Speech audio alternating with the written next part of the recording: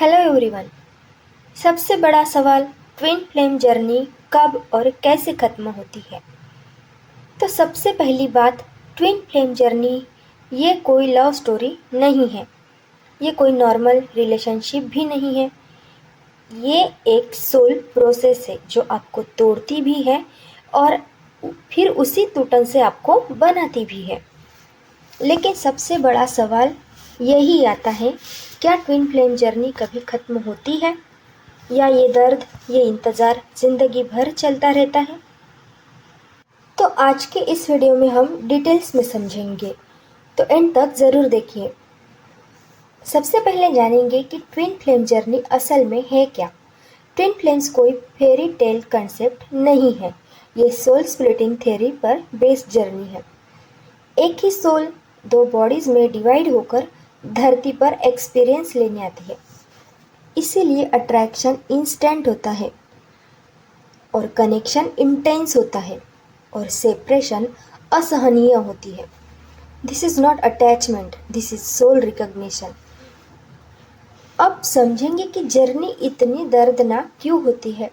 अगर ये divine connection है तो फिर इतना पेन क्यों? क्योंकि ट्विन फ्लेम जर्नी लव के लिए नहीं, अवेकनिंग के लिए होती है। ये जर्नी आपको दिखाती है आपकी वुंड्स, आपकी फियर, आपका ईगो और आपकी कंडीशनिंग। डीएफ और डीएम यानी डिवाइन फेमिनाइन और डिवाइन मैस्कुलिन एक दूसरे का मिरर होते हैं। जो हील नहीं हुआ वही ट्रिगर होता है। आप जानते हैं कि सेपरेशन फेज की असली परीक्षा। सेपरेशन कोई पनिशमेंट नहीं होता, ये प्रिपरेशन है। इस फेज में डिवाइन फेमिनाइन जागने लगती है, डीएम भागने लगता है यानी डिवाइन मैस्कुलाइन एनर्जी, और ईगो वर्सेस सोल का बैटल शुरू हो जाता है।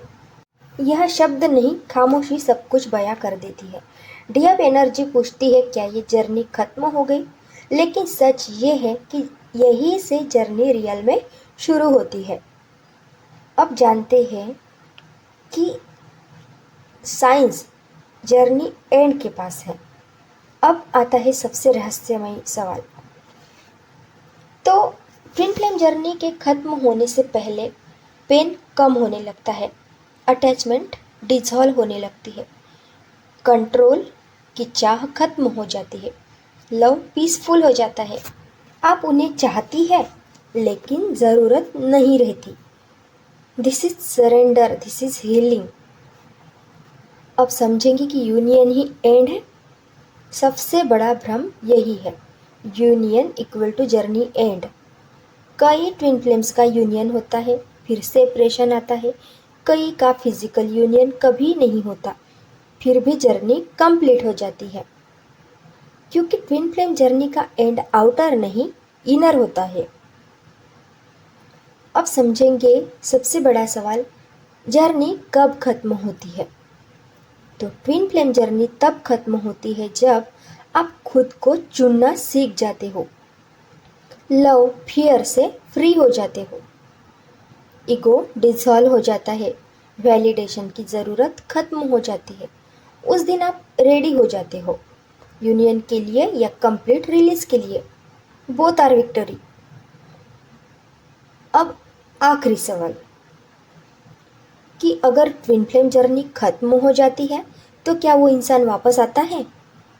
कई बार हाँ, कई बार नहीं। लेकिन फ़र्क ये होता है, अब आपके अंदर डर नहीं होता। You don't chase, you attract.